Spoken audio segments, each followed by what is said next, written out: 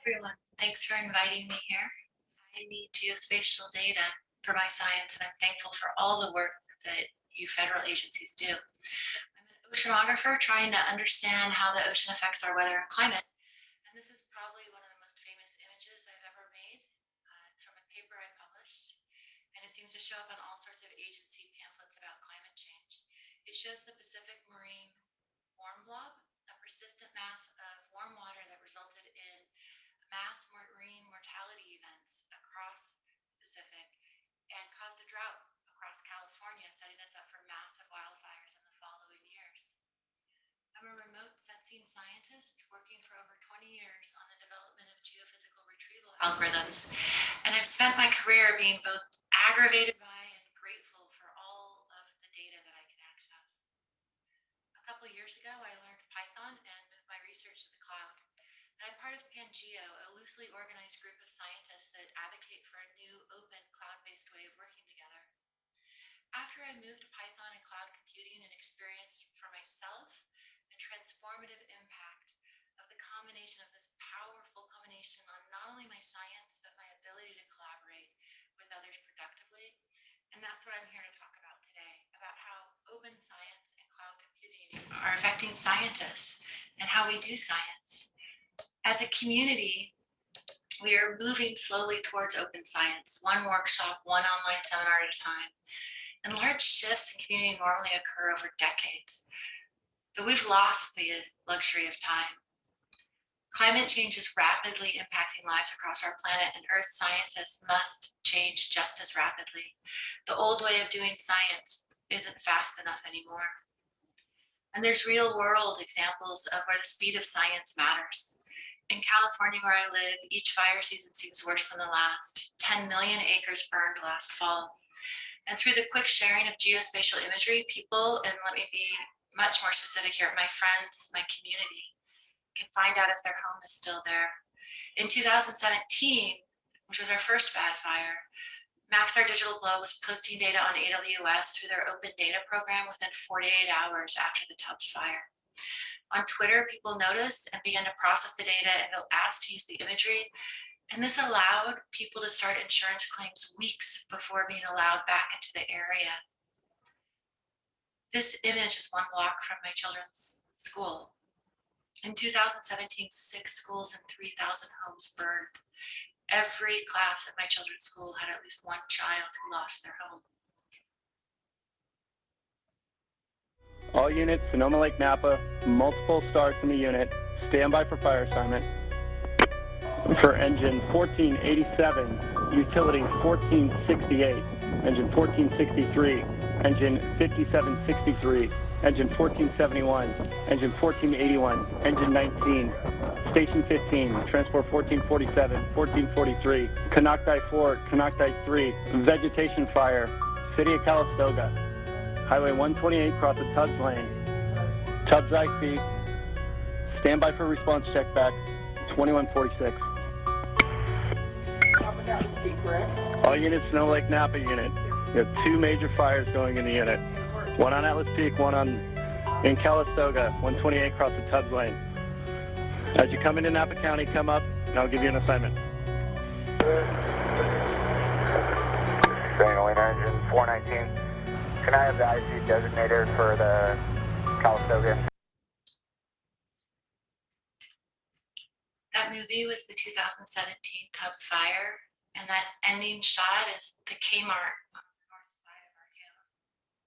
And when this fire started to overtake everything, they just called firefighters from all around, and the firefighters were all told to meet at the Kmart because they were only about 45 minutes or an hour away. And by the time they arrived, it was already on fire. And I remember that night like it was yesterday. At 4 a.m., woken up by neighbors standing in the driveway. Pitch black, but everything with a red glow. No power. No cells as the towers had already burned. So no Google Maps, no news. We really had no idea what was going on. Just every few seconds, the boom of a propane tank exploding.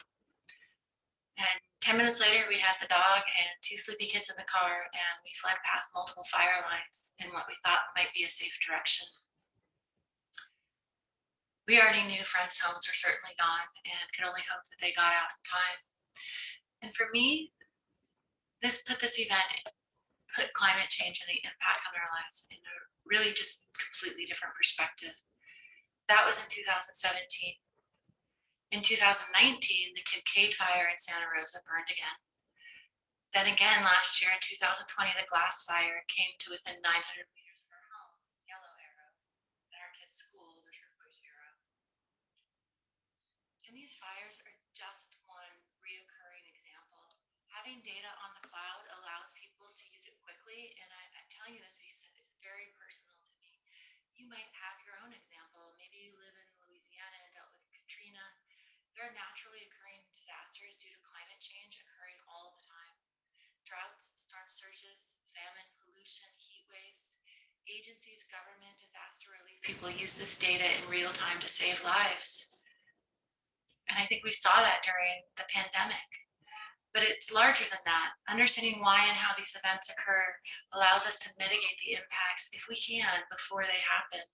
And this is where open science can really help. We need to change how we're doing science, and that means how accessible the data is, how we share code, and does our cyber infrastructure make collaborations easier or harder? And do we have any requirements about open access for publications? I want to challenge you all to remove barriers to open science at your agencies because there's a climate science imperative to do so. I co-chaired a National Academy's report on open source software policy options for NASA. And this was across all science divisions, and our committee worked really hard to find implementable recommendations. I know this is really challenging work, but you're all the experts, and together we can do this. Open science is faster, it's more interdisciplinary, and it yields better answers. So now let's talk about the details, how we might move science faster, forward faster. Science stands at the cusp of a new open science cloud-enabled era.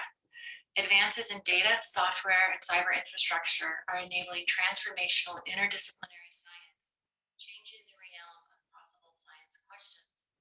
Deliberately designed open science communities can advance science and inclusivity simultaneously. How do federal agencies better enable participation in this inevitable transformation? And I want to emphasize inevitable. The largest companies are now open sourcing their software because they don't have to train new employees. They see how much better and faster it is. This is the future, so let's get ahead of it.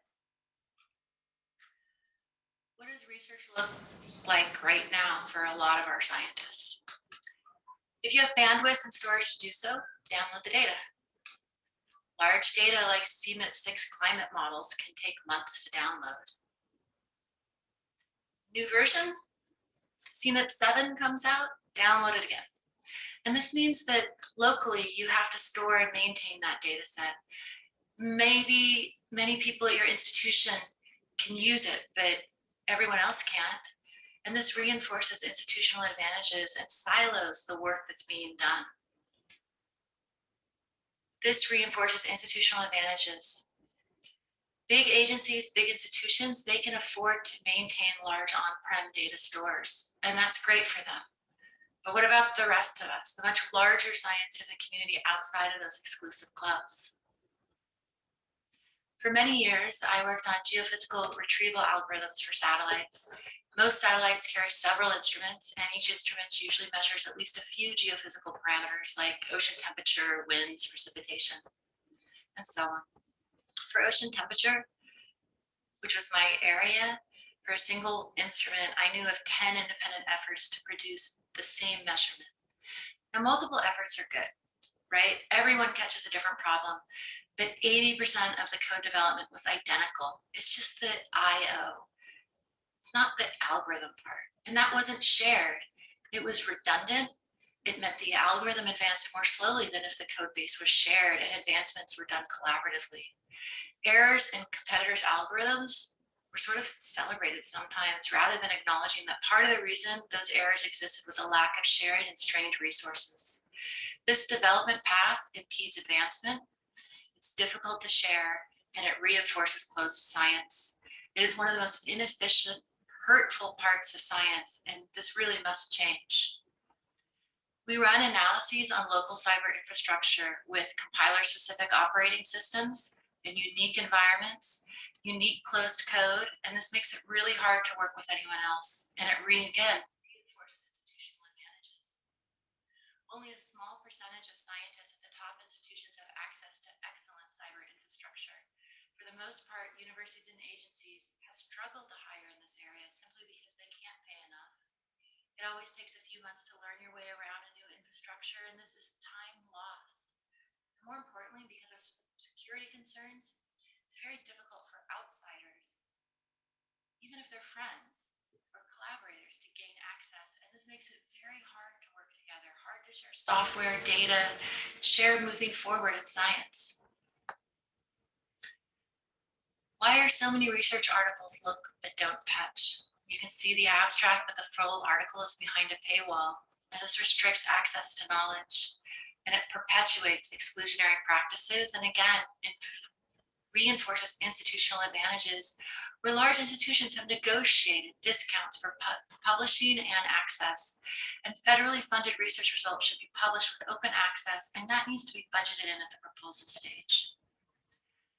Our vision of the world is colored by our lives and our experiences. Our answers are shaped by experiences, and I think I heard NASA's Dr. Zurbuchen say it best. If you get 5 MIT engineers in a room, you're going to get an answer. Their training was really similar, and that answer might not consider all the different possibilities, but be really the best solution. And here's some examples of great solutions that certainly solved problems, but worked better for the community that designed the solution. Heart valves and seat belts have saved millions of lives. They don't work as well for women. AI algorithms have racial biases and don't work well for non-Caucasian people. Voice recognition software only recognizes the voices of men. And I'm going to pause there. I use AI to make transcripts of science team meetings so that we have a searchable record of our conversations. The AI identifies all the men correctly. Mark is Mark, Tom is Tom, but all of the women now, for like 2 years, they're all Carol Ann, and it drives me crazy. It's every week somebody takes a stick and pokes you and says, you don't belong. And this is very frustrating. We need to be focused on providing solutions that make people feel that they belong at a minimum, especially the historically excluded groups. We need solutions that work for everyone. And to get there, we need science where more people are able to participate so that the questions are different and the answers are more inclusive. Open science and cloud computing together reduce barriers to participation. And I feel like this image looks a little like one of those inspirational posters put up by HR around the workplaces. But I love ants, they're amazing. So that's a different talk, but stay with me. Working together, we can make the impossible possible. Yeah, I know, it's an HR poster quote, right? But this is really true for open source development. In the last couple of years, the steady advancement of open source technologies have removed many of the barriers to collaborations. And this isn't a sudden breakthrough, but instead is the result of steady, consistent open source developers addressing the needs of the community. If there's a security issue with an open source library, don't switch to a proprietary solution. Fix the darn library so that everyone can benefit. And I'm not going to name names here, but I am going to point out that teamwork is key to the success of open science, and we all have to participate at every level to truly realize the benefits. Open science projects have more connections and include more people, amplifying their impacts. It's been demonstrated by research, and it is my direct experience that open projects build more connections and include more people to solve the problems. Everyone's playing to their area of expertise, and the end results are stronger and they're better. And this figure illustrates how my workflow has changed, large parts due to advances in technology, software, and data. Through a web browser running on any internet-connected device, I can authenticate myself, access a coding environment populated with all of my favorite open source software libraries. This connects me to a massive server farm adjacent to petabytes of data. And I access hubs on Microsoft Planetary Computer, AWS, GCP, equally as easily. I'm mostly running the Pangeo software stack, which is a collection of software libraries for earth science.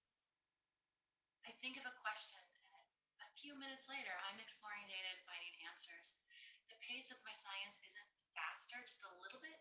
It's a complete completely different class. And this means I can ask more questions and do it in an environment where I have a community of people to discuss and solve roadblocks and barriers. And the most remarkable part of all of this is that I can do this as an oceanographer. I know my way around computers from all the coding I've done, but I'm not an expert and I haven't had training in propagating security credentials in a Kubernetes cluster or any of the other really complicated tasks needed to access this type of environment. The details of this are like another language to me. I don't understand a lot of it, but all of these recent advances mean I don't really need to. I can just focus on my science now. And now I'm going to go through how these tools are changing.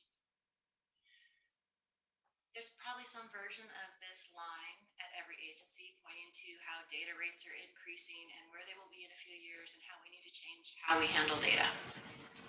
I'm going to argue that we're already at a point where data is being produced faster than most people can download it. I think we were at it a couple of years ago. We need new tools, a new way of accessing data, and many US agencies are moving onto the cloud, making it easier to collaborate, reproduce and extend results, and access is not bandwidth limited, so more people can do science. Data aren't siloed into domain-specific archives. I can access 40 years of global winds just as easily as 40 years of Landsat imagery. And this encourages more interdisciplinary research, helping us understand how our environment affects our health. All of this broadens who can participate in science and makes it easier to work with people outside your institution. Another step is that data is being put into an analysis-ready format, such as SAR, GeoTIFF, Parquet. In some of the benchmark testing I've done, the analysis-ready data uses 99% less compute time, given that was a very poorly chunked data set. But it's the way they're chunked and stored, and it makes access faster and easier on glob storage. And the absolutely lovely part here, from my point of view, is that I can access a 16 terabyte data set and start visualizing it and running with it in just a couple lines of code. The data structure, the data volume, all of those things that I used to have to worry about and design my science around are now just hidden by the advanced software tools. And I'll also add that these advances in software, specifically in creating virtual cloud formats, are replicating some of the speed as well. Open source software that is permissively licensed and public on GitHub with a community is built and supports it. This way of building software openly has changed how software is built. It's changed how companies train new employees, because if they don't have to. In the background of this image is a snapshot map of the PyTroll library development. PyTroll is a community software for satellite data, mostly focused on satellite meteorological applications. These collaboratively built tools are more robust, inherently interdisciplinary, and have fueled the explosion of AI/ML in our communities. While AI/ML might be a very visible example across most disciplines, there are advanced open source software tools making science more accessible for everyone. And this is no doubt speeds up our science and our impact. We can bring all of this, the data, the software, and the cyber infrastructure together on cloud HPC-based infrastructure. Science data platforms are an interface that provide users access to a coding environment, whether it's on-prem, on cloud HPC, or looks the same. It just doesn't matter. This means that as a scientist move between companies, agencies, and jobs, there isn't a need to retrain for each local environment. And this has mostly been developed by the open science community. And Jupyter Hubs are becoming the default for science and for science data platforms. In Jupyter, you can use over 200 languages. It looks the same no matter where it's located, cloud, HPC, on-prem. You just access to different data resources and libraries. I can log on to GCP, AWS, Microsoft, on-prem, and institutional cloud, my own computer. In a few minutes, I've flown my GitHub code and I'm off to the races. With some platforms, you access a standard set of Docker images containing domain-specific software libraries. Another approach are platforms that seamlessly deploy and manage your environments across different on-prem and remote cloud resources. This is a rapidly evolving area that's incredibly exciting because it means that I get a supercomputer behind every device. This is a picture messing around with my kid's Raspberry Pi. This is a $36 computer. And there's two examples that I took screenshots of where I'm running 80 workers and processing almost 250 gigabytes of data on both AWS and GCP. And you can run this on a cell phone, laptop. This is what happens when you bring this all together. Open data, open software developments, cheap, free cloud computing. Anybody can do science anywhere on any device. Intermittent power, low bandwidth, those aren't impediments anymore. More people can participate, and when they're hired to work at your agency or that produce results that are useful, they're already working in an environment that is familiar and easy to transition. And if you don't have access to fast, reliable power internet, or it's expensive to download data, it doesn't matter. You can now easily do science on the cloud, access the data, run your analyses that you've uploaded to remote machines. This is amazing. From a user side, setting up a secure Kubernetes cluster, cloud machine, all of this is behind the curtain, so these barriers are removed. But for example, provisioning blob storage still remains a challenge, and there are many other challenges that remain to be addressed. Some challenges are related to the work that needs to be done on the data provider side, and other challenges are within the open source community. The progress that has been made is amazing, but imagine how much further the open source community could go and grow with high level support and an open science mandate from federal agencies. And by support, I don't just mean funding, but the support by software contributions and support for the agency employees, contractors, and funded scientists to work in an open way. From an agency institutional work point of view, there are a lot of moving parts and they're not quite all figured out. What do we do about data? Transform it into cloud optimized geotiffs and upload it, invest in software solutions to minimize old formatting issues. How do we advance search engines to enable interdisciplinary work and lower barriers to science? What do we do about software? How can we support open source development? How can we streamline software release policies? There's a lot of agency people working in sort of a gray area, afraid to use GitHub, and might get them fired. We need to send clear messages about participation in open science and update agency policies to reflect how science is being accomplished. It's different now, and we need to make sure our employees feel safe. If I had to pick one quick win, this barrier would be it. We have to do something so these people can, so our employees, contractors can work with each other. What do we do about access to cloud computing? Some institutions are developing institutional hubs, allocating substantial resources to hire experts to provide secure solutions for their scientists. Some are hiring companies like Coiled, 2i2c, Saturn, AWS, Microsoft to provide solutions. How can we be flexible and agile in our approach to providing cloud resources to agencies? This space is evolving very fast, and the message is definitely coming out from scientists is that they want control over their solution and they don't want an agency solution foisted on them. Also, not everybody needs big Kubernetes clusters and big data. What are the open science cloud solutions for people who have small but maybe highly variable data? The Pangeo project is a great example of how agencies can advance their mission and contribute to open source science solutions. Within the project, as scientists run into barriers, they had existing relationships. Anaconda, Element 64, QuantSight, DAS, DevSeed, and they were able to essentially hire developers to fix the problem, resulting in a solution that not only worked for them, but advanced science as a whole. And the lesson within Pangeo is that open science has to be part of the solution from inception when addressing any of these issues. And as we all move forward towards more openness, there's not just open or closed. You can't just check that box and say, okay, we're open.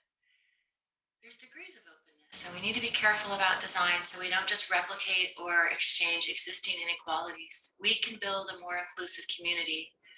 The open science community has worked to do this, and one of the reasons that Pangeo is so successful is they have a code of conduct. They meet people where they are. It's all done openly, and everyone's empowered. Incentivize openness through funding opportunities, research fellowships, and awards that recognize value, teamwork, and open science contributions.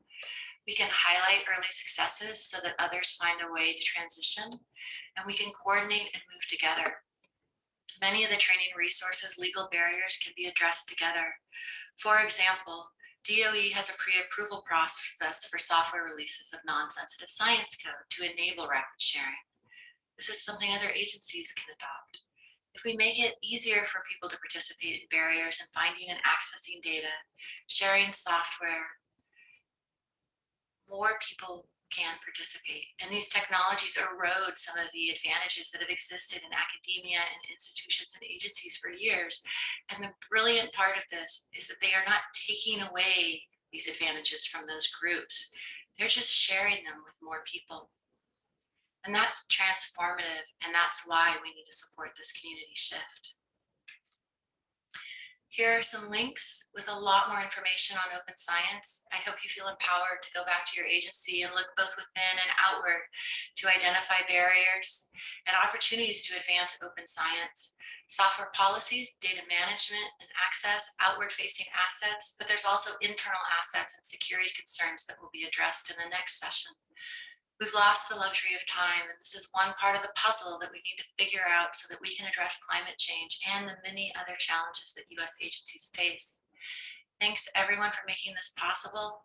It's really exciting to be here, and I'll be around for the Q&A afterwards. Thank you.